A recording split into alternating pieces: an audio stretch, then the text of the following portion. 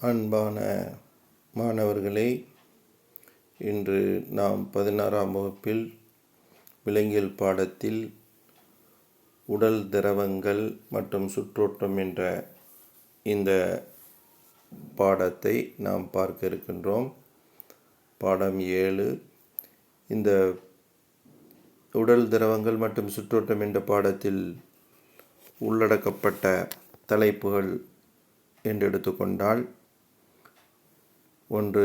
உடல் திரவங்கள், 2. இரத்த குழாய்கள், இரத்த குழாய்களில் தமனிகள், சிரைகள் மற்றும் தந்துகிகள் என்று சொல்லக்கூடிய இரத்த நுண்ணாளங்கள், 3.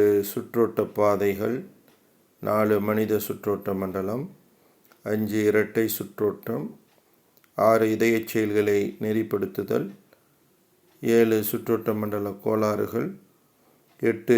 நோயை கண்டறிதலும் சிகிச்சை முறையும். இது போன்ற தலைப்புகளில் இந்த உடல் திரவங்கள் மற்றும் சுற்றோட்டம் என்ற பாடத்தில் நாம் படிக்க இருக்கின்றோம். இந்த பாடத்தை கற்பதின் நோக்கம் உடல் திரவங்களின் முக்கியத்துவத்தை புரிந்து கொள்ளுதல், இரத்த செல்கள், பல வகை இரத்த வகைகள் மற்றும் இரத்தம் உறைதலுக்கான காரணிகளை அடையாளம் கண்டு விளக்குதல், இரத்த குழாய்களை வேறுபடுத்தி அவற்றின் பண்புகளை அறிதல், மனித சுற்றோட்ட மண்டலத்தை அறிந்து கொள்ளுதல், இதய சுழற்சியை புரிந்து கொண்டு அதை எலக்ட்ரோ கார்டியோகிராமின் முகடுகளுடன் தொடர்பு படுத்துதல், இரத்த ஓட்ட மண்டலத்தின் கோளாறுகளை கண்டறிதல். இது போன்று பல்வேறு நிகழ்வுகளை நாம் கற்க இருக்கின்றோம். இந்த பாடத்தில் நாம் உடல் திரவங்கள் மற்றும் சுற்றோட்டம் என்ற தலைப்பின் முன்னுரையாக நம்ம பார்க்க இருப்பது, உயிருக்கு தேவையான ஆக்சிஜன் மற்றும் உணவுப் பொருள்களை அனைத்து உயிருள்ள செல்களுக்கும் வழங்க வேண்டிய அவசியம் உள்ளது. எனவே அங்கு நடைபெறும் வளர்சிதை மாற்றத்தின் விளைவாக தோற்றுவிக்கப்படும் கார்பன் டை ஆக்சைடு மற்றும் கழிவுப் பொருட்கள் போன்றவை வெளியே நீக்கப்பட வேண்டும். இது போன்ற செயல்களுக்கு, அதாவது செல்களுக்கு உள்ளேயும் வெளியேயும் பொருட்களை கடத்த ஒரு நேர்த்தியான கடத்தும் செயல்முறை தேவைப்படுகின்றது. வெவ்வேறு விலங்குகளில் வெவ்வேறு முறைகளில் இப்பொருட்கள் கடத்தப்படுகின்றன. சிறிய விலங்குகளான கடற்பஞ்சுகளிலும் குழி உடலிகளிலும் சுற்றோட்ட மண்டலம் கிடையாது. எனவே அவற்றை சூழ்ந்துள்ள நீர் உடற்குழி பகுதிக்குள் சென்று நீரானது உடற்குழி பகுதிக்குள் சென்று வெளியேறும் வகையில் அவற்றின் உடலமைப்பு உள்ளது. இதனால் உட்சூழலும் நீரில் அவ்வுயிரினங்களின் செல்கள் தங்களிடம் உள்ள பொருட்களை எளிய விரவல் முறையில் பரிமாறிக்கொள்கின்றன. அதேபோல் சிக்கலான உடலமைப்பு கொண்ட விலங்குகளில் பொருட்களை கடத்த சிறப்பு திரவமும் பெருமளவில் பொருட்களை பெரும்பாய்வு முறையில், பல்க் ஃப்ளோ அப்படின்னு சொல்லக்கூடிய பெரும்பாய்வு முறையில் விரைந்து கடத்த அவற்றின் உடலினுள் நன்கு கட்டமைக்கப்பட்ட சுற்றோட்ட மண்டலம் உள்ளன. அப்போ சுற்றோட்ட மண்டலங்கள், அதாவது பெரிய விலங்குகளில் சுற்றோட்ட மண்டலமானது அவைகள் உடலுக்கு உள்ளே உள்ள பொருட்களை அதை உருவாகக்கூடிய இடத்திலிருந்து அதை வெளியேற்றக்கூடிய கழிவுநீக்க உறுப்புகளுக்கோ அல்லது வெளியிலிருந்து சுவாச வாயுக்களை அந்த சுவாச உறுப்புகளுக்கோ அல்லது செரித்த உணவினுடைய எளிய பொருட்களை வெவ்வேறு திசுகளுக்கோ எடுத்துச் செல்வதற்காக உருவாக்கப்பட்ட அல்லது கட்டமைக்கப்பட்ட ஒரு அமைப்பு அல்லது தொகுப்பத்தை நம்ம சுற்றோட்ட மண்டலம்னு சொல்கிறோம். மனிதனின் இரத்த ஓட்ட மண்டலத்தின் மூலமாக 1 மில்லி லிட்டர் இரத்தமானது 60 வினாடிகளில் இதயத்திலிருந்து பாதம் வரை சென்று மீண்டும் இதயத்திற்கு வந்து சேர்ந்துவிடுகிறது. 60 வினாடிகளில் 1 மில்லி லிட்டர் இரத்தமானது இதயத்திலிருந்து பாதம் வரை சென்று மீண்டும் இதயத்திற்கு வந்து சேர்ந்து விடுகிறது. இதே அளவு இரத்தமானது, அதாவது 1 மில்லி இரத்தமானது விரவல் முறையின் மூலமாக இதயத்திலிருந்து புறப்பட்டு பாதம் சென்று அங்கிருந்து மீண்டும் இதயத்தை வந்தடைவதற்கு கிட்டத்தட்ட 60 ஆண்டுகள் கூட தேவைப்படலாம். சரி, இப்போ இந்த சுற்றோட்ட மண்டலத்தினுடைய பணி அப்படின்னு எடுத்துக்கிட்டோம்னா இது எத்தகைய பணியை செய்கின்றன அப்படிங்க போகும்போது, சுற்றோட்ட மண்டலத்தின் மூலம் ஆக்சிஜன் மற்றும் கார்பன் டை ஆக்சைடு நுரையீரல் மற்றும் திசுக்களுக்கு இடையே பரிமாற்றப்படுகிறது. ஊட்டப்பொருட்கள் செரிமான மண்டலத்திலிருந்து கல்லீரலுக்கு எடுத்துச் செல்லப்படுகிறது. திசுக்களில் இருந்து கழிவுப் பொருட்கள் இரத்தத்தின் மூலம் எடுத்துச் செல்லப்பட்டு இறுதியாக சிறுநீரகத்தின் வழியே வெளியேற்றப்படுகிறது. அதுமாதிரி இலக்கு உறுப்புகளுக்கு ஹார்மோன்களை கடத்தும் பணிகளையும் இந்த சுற்றோட்ட மண்டலம் செய்கிறது. உடல் திரவங்களின் சமநிலை பேணுதல் மற்றும் உடல் வெப்பநிலை பராமரித்தல் போன்றவற்றையும் இவை மேற்கொள்கின்றன. அதேபோல் இதயத்திற்கும் மூளைக்குமான இரத்த ஓட்டத்தை இந்த இரத்த சுற்றோட்ட மண்டலத்தின் சமநிலை ஒழுங்குபாடு நிலைநிறுத்துகிறது. நரம்பு மண்டலத்திலிருந்து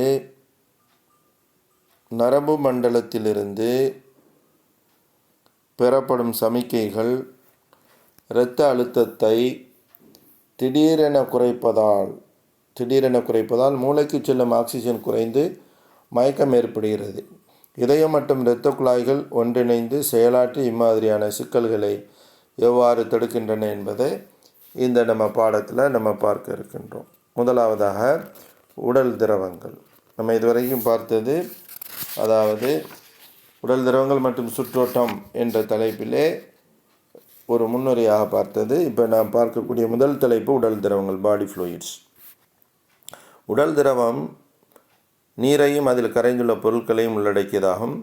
உடல் திரவங்களை இரு வகைகளாக பிரிக்கலாம். அவை செல் உள்புறத்தில் காணப்படக்கூடிய செல் உள் திரவம் மற்றும் வெளிப்புறத்தில் காணப்படக்கூடிய செல் வெளி திரவம் என்று 2 வகையான திரவங்கள் உள்ளன. செல் வெளி திரவங்களை மேலும் 3 வகையாக பிரிக்கலாம். அவை 1 செல் இடை திரவம் அல்லது திசு திரவம். அடுத்து 2வது பிளாஸ்மா, இரத்தத்தில் இருக்கக்கூடிய திரவ பகுதியைத்தான் நம்ம பிளாஸ்மான்னு சொல்கிறோம். 3வது நிணநீர். அப்போ செல் வெளி திரவத்தில் 3 வகைகளில் 1 செல் இடை திரவம் அல்லது திசு திரவம், 2வது பிளாஸ்மா, 3வது நிணநீர். அடுத்து நுண்தமனியில் உள்ள இரத்தம் நுண்ணாளங்களில் பாயும்போது அதிக நீர்ம அழுத்தத்துடன் உள்ளது. இரத்த உந்து விசையால் ஏற்படும் இவ்வழுத்தம் நீர் மற்றும் சிறு மூலக்கூறுகளை இரத்த நுண்ணாளச் சுவர்களின் வழியாக திசு திரவத்துக்குள் செலுத்துகிறது. இப்போ இரத்த நுண்ணாளங்களிலிருந்து வெளியேறி திசு திரவத்தை உண்டாக்கும் திரவத்தினுடைய அளவு இரு எதிர் அழுத்தங்களின் விளைவாகும். குறிப்பாக இரத்த நுண்ணாளப்படுகையின் உள்ளே காணப்படும் நீர்ம அழுத்தம் நீர்த்திறனை விட குறைவானது. இந்த அழுத்தம் இரத்த நுண்ணாளங்களிலிருந்து திசுக்களுக்குள் திரவத்தை தள்ள போதுமானது. பிளாஸ்மாவை காட்டிலும் திசு திரவத்தில் புரதங்களினுடைய அடர்த்தி குறைவாக காணப்படுகிறது. இரத்த நுண்ணாளப்படுகையின் சிறைமுனையில் உள்ள நீர்த்திறன் நீர்ம அழுத்தத்தை விட அதிகமாக காணப்படுவதால் திசு திரவம் இரத்த நுண்ணாளங்களுக்குள் செல்கிறது. இதனால் நீர் மீண்டும் இரத்தத்திற்குள் இழுக்கப்படுகிறது. அப்போது நீரானது செல்களில் உருவான கழிவுப் பொருட்களை தன்னுடன் எடுத்துச் செல்கிறது. இப்போ அடுத்து இரத்தத்தில் உள்ள உட்பொருட்கள், காம்போசிஷன் ஆஃப் பிளட்னு எடுத்துக்கிட்டோம்னா, உடல் திரவமான இரத்தம் உடலின் பல்வேறு பாகங்களுக்கு பொருட்களை கடத்துகிறது. இரத்தம் ஒரு திரவ நிலையிலுள்ள இணைப்பு திசுவாகும். இரத்தம் ஒரு திரவ இணைப்பு திசுக்கு உதாரணமாக சொல்லலாம். இது பிளாஸ்மா என்னும் திரவ பகுதியும் அதனுள் மிதக்கக்கூடிய அதாவது ஆக்கத்துகள்களையும் கொண்டது. மொத்த இரத்தத்தினுடைய கொள்ளளவில் பிளாஸ்மா 55%, ஆக்கத்துகள்கள் அப்படின்னு சொல்லக்கூடிய இரத்த செல்கள் 45% உள்ளன. 70 கிலோ எடையுள்ள மனிதனின் உள்ள இரத்தத்தினுடைய கொள்ளளவு ஏறத்தாழ 5 லிட்டர். 70 கிலோ எடையுள்ள மனிதனின் இரத்தத்தினுடைய கொள்ளளவு ஏறத்தாழ 5000 மில்லி லிட்டர் அல்லது 5 லிட்டர் ஆகும். இரத்தத்தினுடைய உட்பொருட்களில் 2 பகுதி சொன்னோம். ஒன்று பிளாஸ்மாங்கிறது திரவ பகுதி, இன்னொன்று ஆக்கத்துகள்கள் சொல்லக்கூடிய இரத்த செல்கள். இது முதலில் பிளாஸ்மாவை பார்ப்போம். பிளாஸ்மாவின்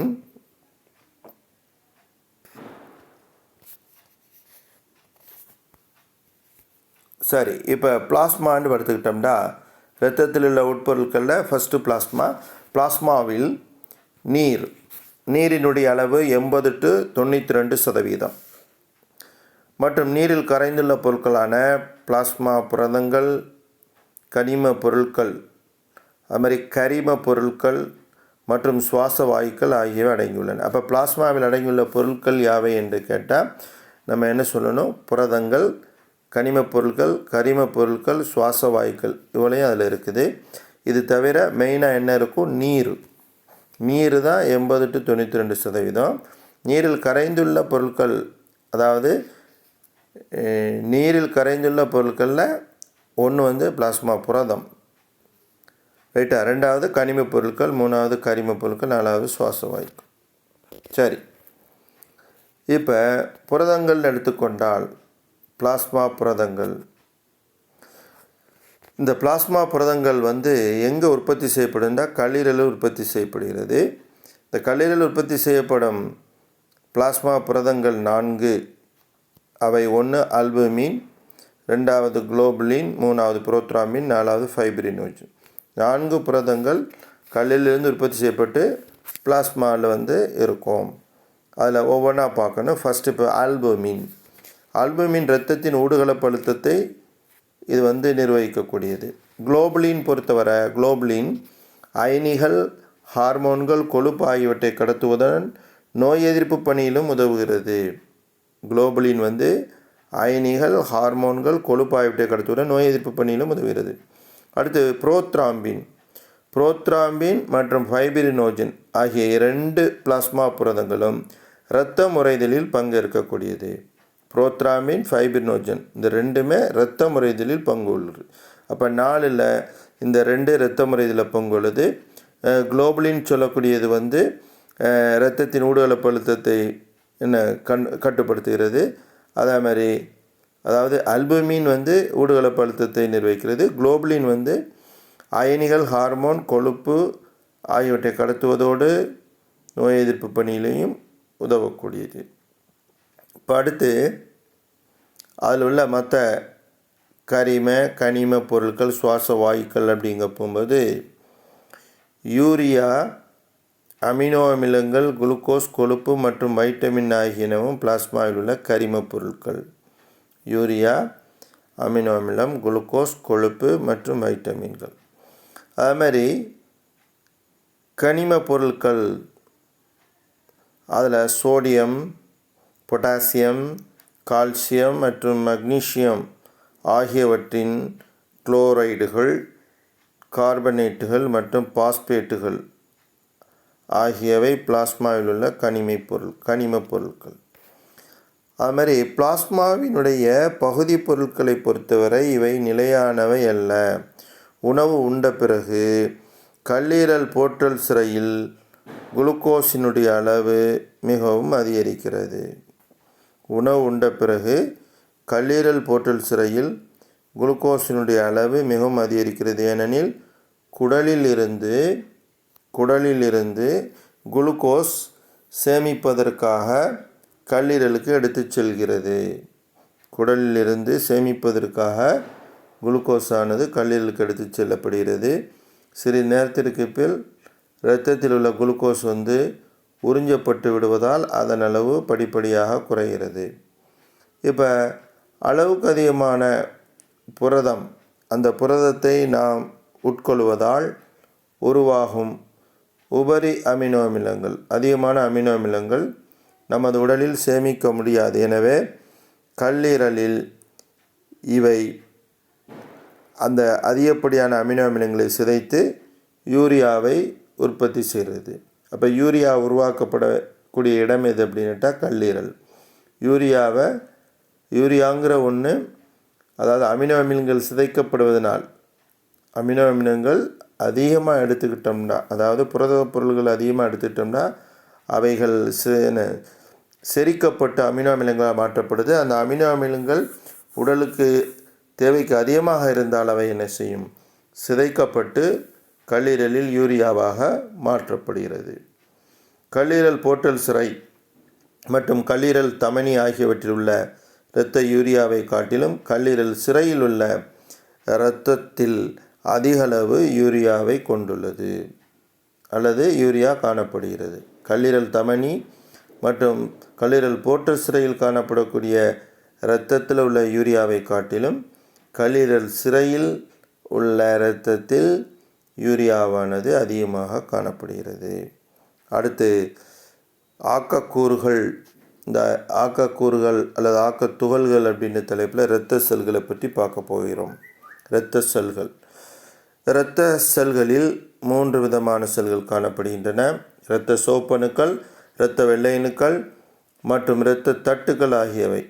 இவைதான் இரத்தத்தில் காணப்படும் இரத்த செல்கள். இவற்றில் முதலில் பார்க்கக்கூடியது இரத்த சோப்பணுக்கள். இரத்த சோப்பணுக்கள். சரி, இரத்த சோப்பணுக்களை பற்றி சொல்ல போகும்போது இரத்தத்தில் அதிக எண்ணிக்கையில் காணப்படக்கூடியது இரத்த சோப்பணுக்கள் தான். ஒரு ஆரோக்கியமான ஆணினுடைய இரத்தத்தில் 1 கன மில்லிமீட்டர், ஒரு கியூபிக் மில்லிமீட்டர்னு சொல்கிறோம்.